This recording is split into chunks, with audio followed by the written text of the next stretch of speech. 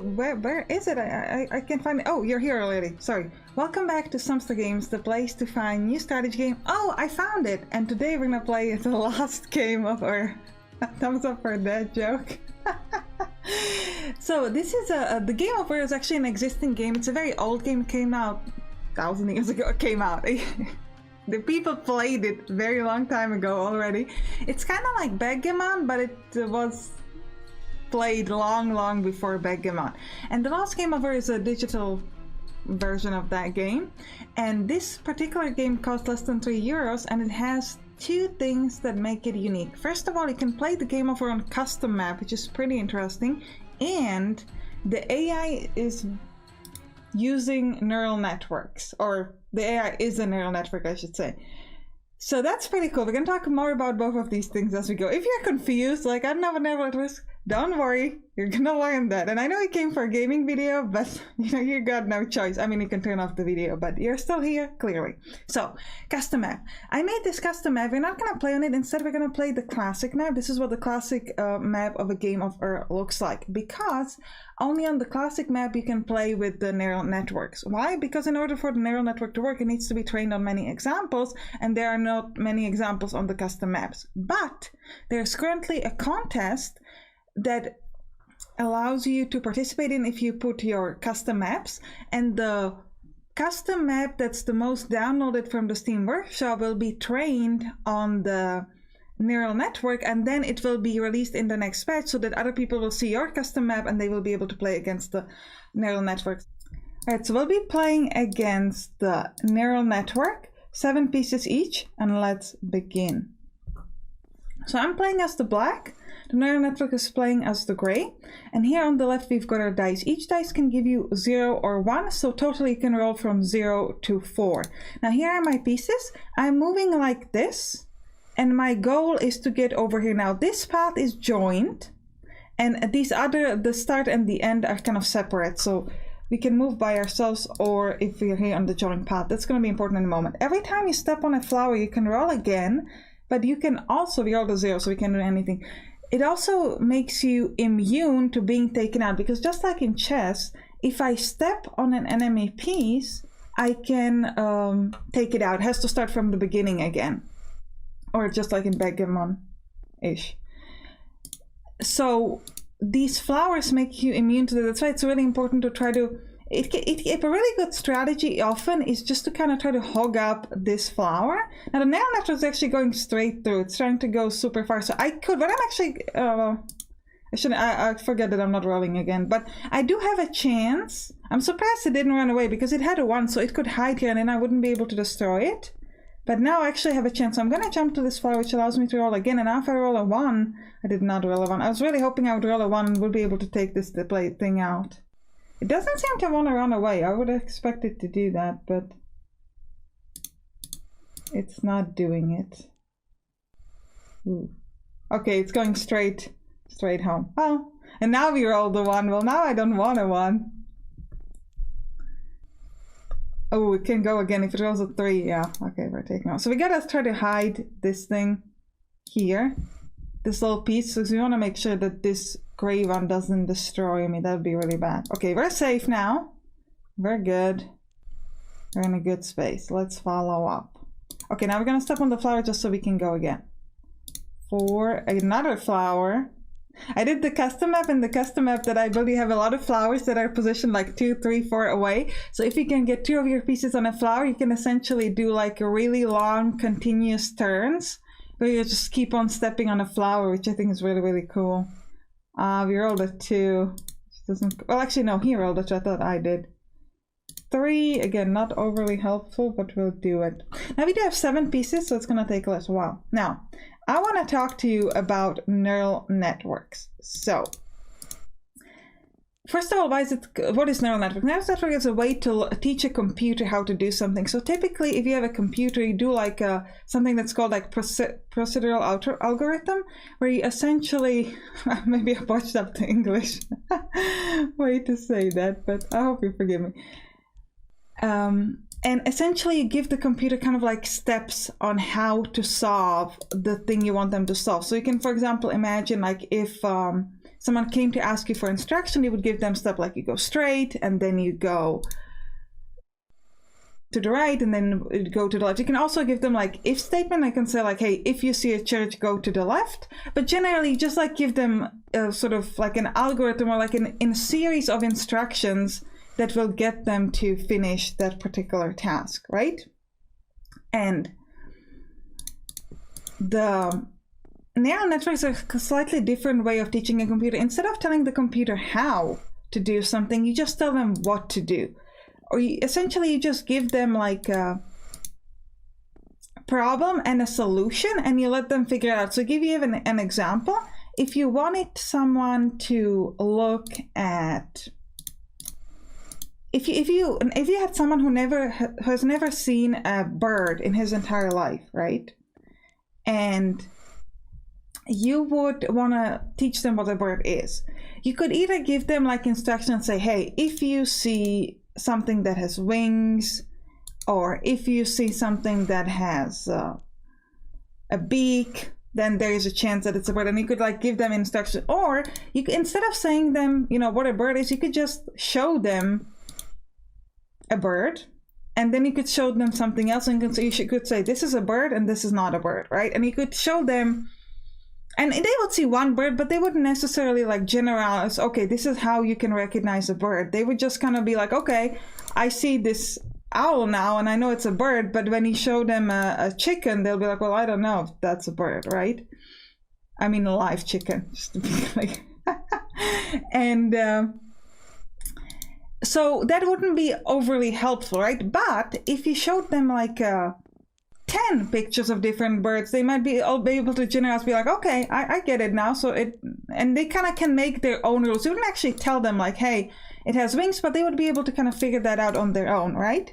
So you would give them like many different pictures, and they would be able to tell, okay, this is how a bird works. So that's sort of like a form of teaching computer that essentially you don't tell them how to do it, but you tell them what to do. So like in machine learning. And one of the ways to do this is through neural networks. And so the neural networks will gain pictures, and it will gain an answer like, yes, this is a bird, and not, this is not a bird. This is otherwise, by the way, called machine learning with a teacher, or teaching with the teacher, essentially. There's also teaching without a teacher, where you just show them a picture and you don't tell them whether it's a bird or not, but that one's a bit more difficult, so we're not going to focus on that one. Okay, but yeah.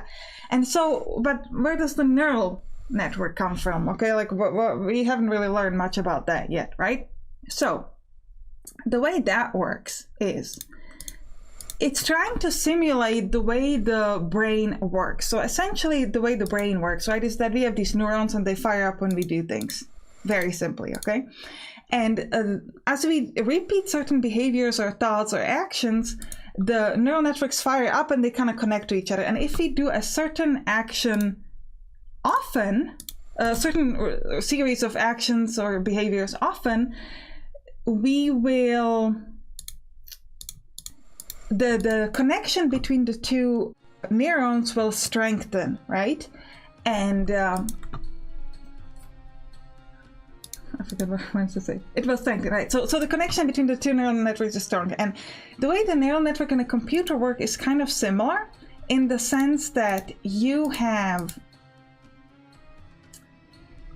this network that's connected by nodes, and each node represents a certain neuron. And then you have an input. Input is, for example, if you're showing a picture, it could be like the colors or the pixels, or in this case, it would be like the positions of the different pieces, and the position of the different pieces on the board would be like the input. And then the output would be, I guess the next, I don't know exactly how it would look for this game, but maybe something like either like the next move, or actually, no, not exactly. So I don't know how exactly it would look with this particular game, because, but anyway, if you have some sort of a task, the input is like, for example, with recognizing the bird, the input would be like the picture, and the output would be whether the neural network thinks that it's a bird or not. In the game, it will be a bit more complicated because I don't know if the output is that the output should be whether you win or not, technically. So there would be like some layers, I guess, which would represent the different moves. But we're not going to focus on that because that's too complicated. Anyway, the point is that with the bird, the output would be whether it's a bird or not, right? And as you would, the network is the series of nodes that has the input layer and the output layer. There's some layers in between. Doesn't really matter how many of them are there. There's just some in between. Do we want to take this one or this one? We'll take this one. And the information between the neuron is passed through certain weights. So, for example, you might have a connection, like imagine that you have a node or a neuron that says this bird has wings. So the connection to the output that's determining whether it's a bird or not, the sort of weight of it has wings would be higher, because if something has wings, the probability that it's a bird is higher than if something just has an eye. Like we know birds have eyes, but just because it has an eye doesn't mean it's a bird, right? So if you're wondering why we aren't moving, it's because we don't have anywhere to move to. So sorry, I need a moment. I got lost because I'm winning the game. Like, I can't win before I finish this explanation. Actually, I could. We're gonna play the custom game after. Okay, it's good. Okay, fine. We can continue winning the game. Okay, never mind. So the weight will change depending on the different information. So you can imagine that each node represents some information, and the weight is moving up. But we don't make the weight as humans. Instead, we let the computer figure out the weight that's appropriate, right? So essentially we have the neural networks. It has the network, it has the input output nodes, and it has the weight, and all the weights are set to random or something at the beginning. And then every time you give it a picture, it's going to run itself, it's going to run the network. And then let's play on my map now with only 4 pieces, and we'll play with medium AI. Well, let's go with 4 pieces. That's good. And if it got the answer wrong, like if it said, hey, it's a bird, but it wasn't, it's going to adjust the weights. Essentially, it's going to change its weight. So it's going to say, well, maybe it had a high probability that if it has an eye, it's a bird. And I was like, okay, maybe we need to change these weights. So it's going to adjust the weights somewhat to sort of change the answer next time. And as you run these pictures through the neural network, it will keep changing its weights. And then at the end, so you're going to run it on training data, and then when you're done with the training data, you're going to try to test it, and you're going to give it like new pictures, and you're going to see what it tells you, and you're going to see whether it's right or wrong. So this is how you sort of train a neural network. You just give it like a bunch of data, and then it's going to adjust its weights. And what's really interesting is that it can be quite like unexpected, like which weights are where, because it can really like notice patterns that you might have not noticed. So that can be really interesting about the neural network is generally like a really cool subject. This was just like a really quick explanation, very simplified and all that. But I hope you have at least a little bit of a clue how it works, and that you find it interesting, because I know you came for a game and you're like, well, now I have to learn about neural networks. I mean, you don't have to. You could have turned it off, but you didn't. So I'm assuming that you find it semi-interesting. But yeah, you know, it's pretty cool. So that's really cool thing about this game, is that instead of they use the neural networks for the AI. I like that quite a bit. All right, so we are now going. Now this is a custom map that I have made. The good thing about the map is like once you get to this area where this gray thing is, it can be pretty easy to move between the flowers. You might be able to do like a really big consecutive move, especially if you're able to get at least 2 pieces somewhere in the area, because you can see like this is 3 away from the flower, this is 2 away from the flower, and etc. So you could essentially jump flowers, which I thought was really cool. Also, like, I made this map in like 5 minutes. I didn't put that much thought into it, but it sounded good when I explained to you. Maybe you thought I put a lot of thought into it. Didn't, but whatever.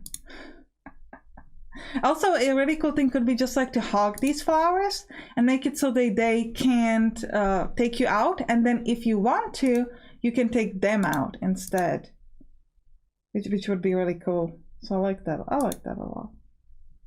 We get a 1. Let's slap on a flower. 3. We'll jump to this flower. See, I'm Hogging flowers. Well, actually, no, I'm more flower jumping, but it's okay. Yeah, so... I wonder if some of you are gonna say, playing this game just so you can explain neural networks? Maybe. No, I like this game. I like the idea that you can make custom maps. I think that's a really smart and a cool thing. Because yeah, the game overall is generally pretty fun. I enjoy backgammon, so I also enjoy like this kind of game. I think it's really cool. Oh, I thought it was Declan. I was like, why isn't he moving? But yeah, that was me. That's on me. Yeah, this time we didn't manage. But did we flower jump a little bit? A little bit. 4.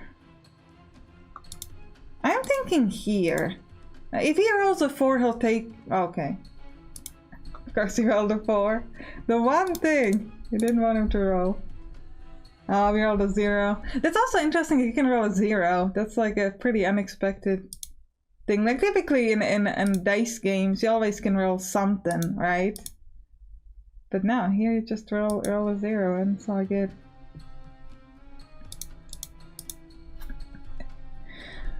By the way, I'm thinking of doing a new thing with the channel this time. And so normally when I do these like 20 minutes introductory let's plays like this one, and then I do the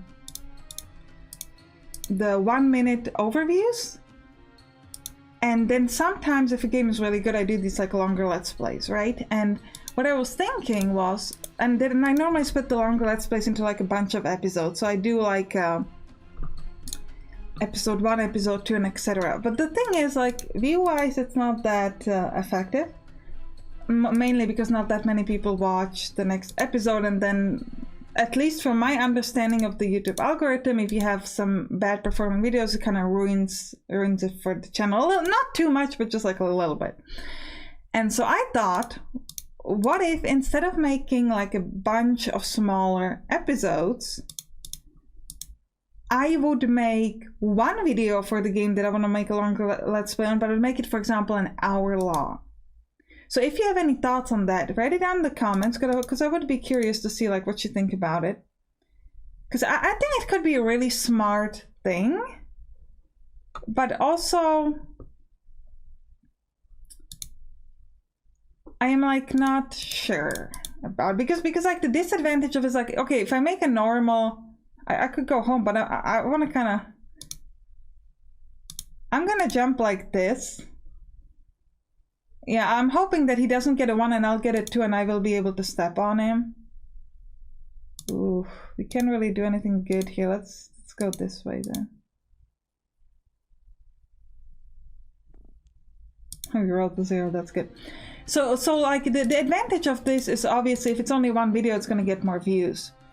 The disadvantage is I will not have as many videos, so I'll either have to probably have some days when I'm not posting, or have to make more videos, which obviously takes more time, so I don't know how much I'll be able to make the hour-long videos. So just let me know, like, if for you as a viewer, do you prefer to have a bunch of smaller 20 minutes videos for the one game, or would you rather have 1 hour-long video, or is it completely irrelevant to you? You do not care at all, makes no difference. Yeah, please let me know. That would be super helpful. I'll probably make like a let's jump here on the flower. Probably make like poll for this as well, instead of just, because I don't know how many of my viewers actually gonna be watching this particular video, and also this far into the video. So all of you who opted out in the middle of the neural networks, well, oh, this is a really bad thing for us. I think they're gonna destroy us. Actually, no. Also, I need to take this place home like ASAP. We'll destroy this one because it makes us a little bit safer. Yeah, let's go home. Because I was worried, like I was standing there for a long time because I kind of forgot about it, and then I was like, well, if they follow me, it's gonna be really, really bad. Yeah, let's step on a flower here. Love the flowers. Just destroy this one. I think we're gonna win pretty easily here. But sometimes it can be like, in my test game, what happened to me was like, the enemy was actually winning. It was like the first game I played and on the custom map, and the enemy was winning, but I was able to like get like these, jumping on these different flowers, kind of like now. I was able to do like 2 or 3 turns and moves in a row in a single turn. And I was actually able to win just because I got really lucky with the dice roll. So I think that that's an interesting point with this game. As I don't know if it's probably, I don't know how much that's true on the main map, but on this map or the custom maps, definitely. First of all, you can make a custom map that definitely favors a player. Like I have the same length of a pod, even though it doesn't look like here, but because we do like 1, 2, 3, and they do 1, 2, 3, and then this is combined. So we do have like the same. Yeah. Oh, it's my move. Okay. So it might look like the black has less length, but it's actually the same. But you can make custom maps that favors a certain player, but even if you don't necessarily make one, it's still like how you build the map can make it really, I guess, luck dependent or something, I would say. Yeah, because for example, the fact now, because he has so many different pieces, you would think that it's an obvious that he's going to lose. But that's not necessarily true, because he can do a lot of these flower jumps things. And especially if he hogs like this place and this place, he'll have a lot of different dice rolls that could allow him to destroy my piece. And then I have to start from the beginning, but I'll have his 3 pieces here very close to the end. So that's why even if it looks like I'm winning, it can still happen that I lose, because if he gets those good rolls. And that's not like, it's not an issue of the game or anything like that. It's just so you know, like when you're doing these maps, oh, I won. It can happen. Alright, well, I hope you enjoyed this episode. If you did, write down the comments, and you can click on the right to watch the other game of Earth that we play on this channel. See you there. Bye bye.